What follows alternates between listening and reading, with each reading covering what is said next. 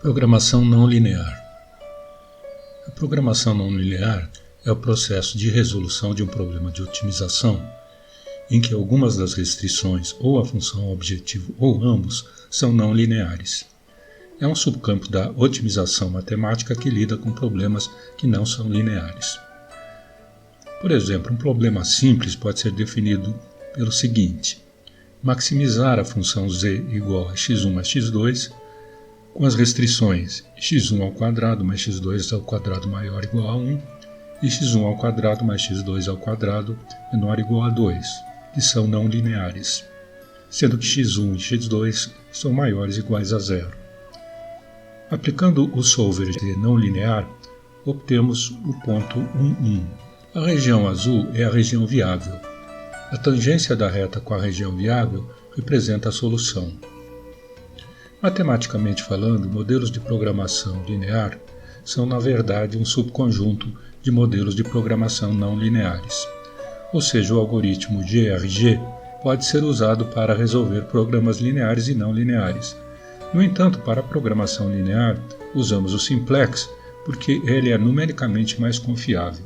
Deve-se ter em mente que o algoritmo GRG tem limitações como solucionador não linear. Em particular, é adequado principalmente para problemas em que as restrições e a função objetivo contêm funções suaves, isto é, funções sem descontinuidade ou dobras. O algoritmo fornece uma análise de sensibilidade abreviada e também pode ter dificuldade em localizar uma solução viável quando existente. Às vezes é possível linearizar um problema não linear. A linearização é uma aproximação linear de um sistema não linear que é válido em uma pequena região em torno do ponto de operação. Por exemplo, suponha que a função não linear y igual a x² e queremos linearizar essa função sobre o ponto de operação x igual a 1, y igual a 1. Isso resulta em uma função linear igual a y igual a 2x menos 1. Perto do ponto de operação, y igual a 2x menos 1 é uma boa aproximação para y igual a x². Longe do ponto de operação, a aproximação é ruim. A figura mostra uma possível região de boa aproximação para a linearização de y igual a x². A real região de validade depende do modelo não linear. Deve-se ter em mente que os problemas de programação não linear são às vezes muito difíceis de resolver. No capítulo sobre DEA, apresento um exemplo de programação não linear, porém, a programação linear é um tópico mais avançado e não faz parte desse curso. Programação linear inteira. Já mostrei, de passagem, a solução de um problema fazendo as variáveis de decisão inteiras no solver. Infelizmente, isso não é sempre tão simples. Considere o exemplo do modelo de alocação para cadeiras, mesas e armários. Como se viu, a solução ótima continha 50 mesas, 210 cadeiras e 300 armários, de modo que as variáveis de decisão são inteiros. Suponha, em vez disso, que o mix ideal teria sido 48 mesas, 208,3 cadeiras e 300 armários. O número fracionado de cadeiras é significativo? À primeira vista, pode parecer não fazer sentido falar sobre um terço de uma cadeira no mix de produtos. Certamente, se estivéssemos interessados nas implicações táticas da solução, não faria sentido produzirmos um terço de uma cadeira para ajudar a atender a demanda, ou contar com o lucro que a cadeira fracionada geraria. No entanto, podemos interpretar a solução ótima como 48 cadeiras, 208 mesas e 300 armários. Essa solução usaria menor capacidade do que a solução ótima, mas seria claramente viável. Tendo em mente que os modelos de programação linear geralmente são guias para decisões, em vez de substitutos totalmente automatizados para decisões, podemos muito bem estar satisfeitos com soluções aproximadas para a maioria dos nossos programas lineares. No entanto, alguns casos surgem em que apenas inteiros serão soluções possíveis. Nesses casos, a exigência de valores inteiros é crucial e influencia a forma como usamos o solver. Um problema de programação linear inteira é um problema de programação linear em que todas ou algumas das suas variáveis são discretas, isso é, têm de assumir valores inteiros. Quando todas as variáveis estão sujeitas à condição de integralidade, estamos em problema de programação linear inteira pura. E se apenas algumas estão, trata-se de um problema de programação linear mista. Nessa figura, os círculos azuis representam as soluções viáveis inteiras, sendo o círculo vermelho a solução ótima inteira mista. O círculo amarelo é a solução ótima para uma programação linear não inteira. Existem duas razões principais para o uso de variáveis inteiras. Primeiro, as variáveis inteiras representam quantidades que só podem ser inteiras. Por exemplo, uma variável de decisão pode corresponder a quantas lojas devemos abrir em uma região, ou ao número de vezes que um equipamento é desligado para manutenção. Nesses casos, um valor como 3,7, por exemplo, não será adequado. Devemos ter uma variável inteira. Em segundo lugar, as variáveis inteiras representam decisões sim ou não. Portanto, devem apenas assumir o valor 0 ou 1. Por exemplo, uma variável de decisão pode corresponder a comprar ou não um lote de terreno. Nesse caso, modelamos nossa decisão como uma variável que pode ser apenas 0 ou 1. Referimos-nos a tal decisão como uma escolha binária, porque há apenas duas alternativas, e usamos variáveis binárias para representar a decisão. Por exemplo, suponha que estamos contemplando uma expansão da fábrica, na qual podemos adicionar uma nova linha de fabricação. Se continuarmos com a expansão, então podemos produzir um determinado componente internamente. Se não expandirmos, teremos que comprar o componente de um fornecedor interno. Em outras palavras, nossas alternativas de produção/compra dependem da decisão de expansão. Tal contingência é um exemplo de uma restrição lógica ou qualitativa, e podemos capturá-la em um modelo se usarmos variáveis binárias para representar a decisão de expandir e a decisão de produzir. Programas inteiros são, em geral, muito mais difíceis de resolver do que programas lineares, e o tamanho de programas inteiros que podem ser resolvidos de forma eficiente é muito menor do que o dos programas lineares.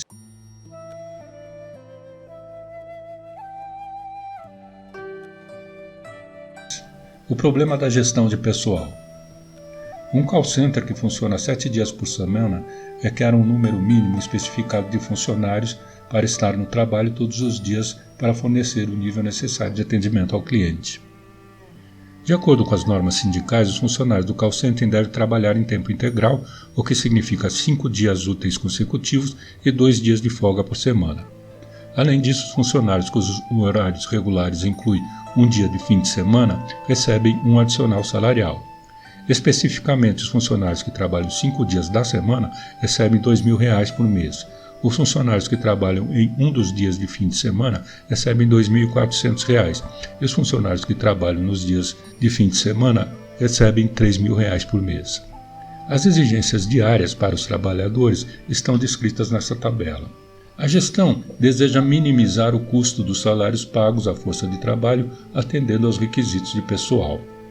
No call center, 7 turnos de trabalho diferentes são possíveis de acordo com as regras sindicais. Cada turno inicia um período de trabalho de 5 dias em um determinado dia. Por exemplo, suponha que usemos D para representar o número de funcionários que começam a trabalhar no domingo, 2 para o número que começa a trabalhar na segunda-feira e assim por diante. Essas variáveis só podem fazer sentido se seus valores forem inteiros. As restrições exigem que o número de funcionários designados para trabalhar em um determinado dia deve ser pelo menos o mínimo necessário nesse dia, conforme a tabela. Note que no início da semana são necessários mais assistentes que no fim de semana. Por exemplo, o número de quinta-feira, que é igual à soma de domingo mais segunda mais terça mais quarta mais quinta, deve ser igual ou maior a 15. E uma restrição semelhante se aplica para cada um dos outros dias da semana. Além disso, o custo salarial total de uma semana desempenha o papel da função objetivo. O modelo de agendamento de pessoal pode ser escrito dessa forma. De acordo com o acima, somente os assistentes que começarão na segunda trabalham de segunda a sexta, portanto ganham R$ 2.000, e os que começam no domingo e na terça trabalham no sábado, portanto ganham R$ 2.400. E os demais trabalham no sábado e domingo, portanto ganham R$ 3.000. Assim queremos minimizar esta equação, sujeito às restrições da tabela acima. A tabela mostra o modelo completo da planilha. Então a especificação é a seguinte: como mostrado na planilha, sem considerar que os valores devem ser inteiros, o solver produz uma solução contendo algumas frações. Por exemplo, 3,6 funcionários a partir de segunda-feira e um custo total de R$ 48.733. Como já vimos, a aplicação do solver aos modelos de programação inteira, uma vez formulados, é simples. O solver trata a exigência de que uma variável deve ser um inteiro como uma restrição adicional. Juntamente com os tipos de restrição familiar menor igual, maior igual e igual, o menu suspenso na janela adicionar restrição permite também inteiro e binário. A restrição inteiro designa uma variável a ser inteira, enquanto a restrição binário designa uma variável para ser 0 ou 1. Para produzir uma solução completa no exemplo, adicionamos uma restrição que designa as variáveis de decisão como inteiras, como mostrado. A especificação do modelo na janela de parâmetros do solver é mostrada e onde podemos ver a designação explícita de variáveis inteiras. Nosso resultado é mostrado com os resultados inteiros. Com as variáveis inteiras designadas como inteiros, o solver produz uma solução ótima, com um custo total de R$ 49.200. Na superfície, pelo menos não há nenhuma razão intuitiva que poderia antecipar esse resultado com base na solução para o programa linear simples. Assim, utilizando a capacidade de programação do solver, é possível atender aos seus requisitos de pessoal com custo mínimo de salário. Uma vez que construímos um modelo e designamos variáveis específicas como inteiros ou binárias, às vezes temos que examinar as opções disponíveis na janela de parâmetros do solver. Clicando no botão Opções, chegamos à janela Opções mostrada na figura. Aqui definimos a opção Nível de número inteiro ideal a 0. As outras entradas podem ser deixadas sem os valores padrão. Se definirmos, por exemplo, o nível do número inteiro ideal como 5%, fazemos com que o solver encontre uma solução que não seja pior do que 5% da ideal, medido pela função objetivo. Claramente, preferimos encontrar a melhor solução, e isso exige um parâmetro de nível de número inteiro ideal de 0. No entanto, em alguns modelos grandes, um pequeno nível pode exigir muito tempo para encontrar a solução. Portanto, às vezes mantemos um nível em 5% enquanto depuramos o modelo, e deixamos nesse nível se descobrirmos que os tempos de solução são proibitivamente longos de outra forma. Se o solver pode localizar uma solução no nível de 5% em um período razoável de tempo, podemos experimentar mais baixando o parâmetro para 0. Como sugerido por esse exemplo, modelos de programação inteiros se parecem com modelos de programação linear, exceto pelo fato de que certas variáveis são restritas a serem inteiras. As diferenças ocorrem dentro do solver, não no modelo de planilha. Além disso, encontrar uma solução com o solver simplesmente exige que o usuário dê 2 etapas adicionais, além do procedimento típico para resolver problemas lineares, ou seja, designar variáveis inteiras e definir o nível de número inteiro em porcentagem. Em alguns aplicativos, como o modelo do call center, todas as variáveis são restritas a serem inteiras. Como dissemos, esse tipo de modelo às vezes é chamado de programa inteiro puro. Em outros casos, certas variáveis podem ser inteiros, mas outras podem ser fracionárias. Um modelo contendo ambos os tipos de variáveis é chamado de programa inteiro misto. Usando o solver, a única diferença entre esses dois casos é o conjunto de variáveis designadas pela restrição de inteiro. Ao nível de construção de modelos para uso com o solver, a programação linear inteira pode parecer ser uma pequena extensão técnica do que já podemos fazer com a programação linear. No entanto, a oportunidade de usar variáveis binárias proporciona acesso a uma classe de modelos que é realmente muito diferente da programação linear. Somente para que você entenda como seria o uso de variáveis binárias, considere o exemplo. Suponha que tenhamos 3 variáveis binárias, y1, y2 e y3. Queremos impor a seguinte restrição usando uma ou mais restrições lineares. y3 só pode ser 0 se exatamente um dos y1 e y2 é 1.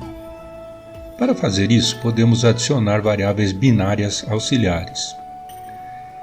y3 maior igual a 1 menos y1 menos y2, y3 menor igual a 1 menos y1 mais y2, y3 menor igual a 1 menos y2 mais y1 e y3 maior igual a y1 mais y2 menos y1. Veja então que estas desigualdades implementam a igualdade bidirecional y3 é 0 se y2 mais y1 igual a 1. E veja a tabela verdade.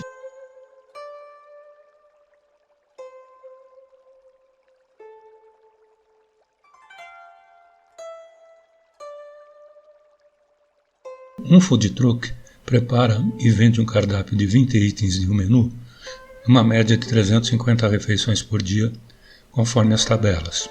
O objetivo é determinar a quantidade de matéria-prima, ou seja, os alimentos, a comprar de modo a reduzir ao máximo o descarte. Os custos da matéria-prima para cada item do menu são mostrados aqui.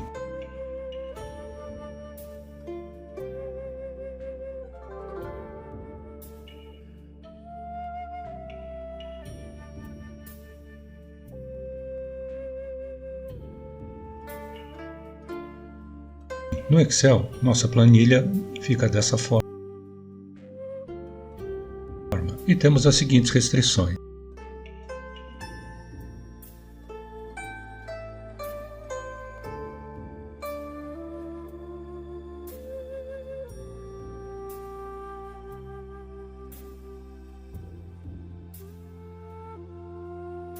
Estas restrições são inseridas na tabela do Excel e obtemos então o resultado.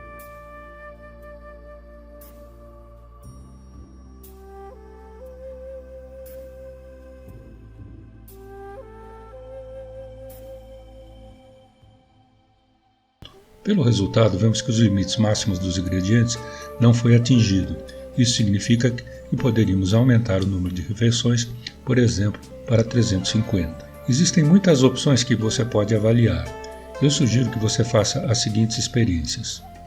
Se você alterar os preços do menu quanto muda seu lucro, talvez valha a pena reduzir alguns preços e vender maior quantidade. Se você conseguir desconto dos fornecedores de matéria-prima quanto aumenta seu lucro, o que acontece se em alguns dias do ano, feriados por exemplo, sua demanda dobrar? Quais providências você deveria tomar?